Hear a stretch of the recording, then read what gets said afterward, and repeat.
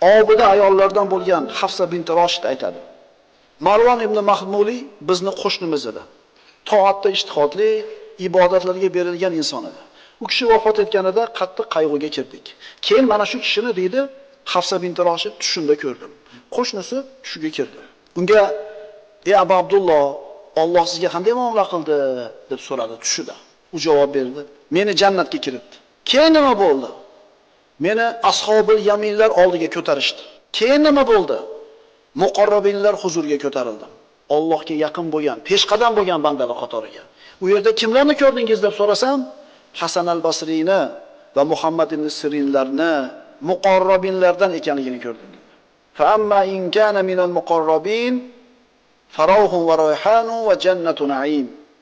Endi agar o'sha vafot qilguvchi kishi Allohga yaqin qilingan peshqadamlardan bo'lsa, u holda uning uchun rohat, farog'at, go'zal rizq va noz ne'matli jannat bordir.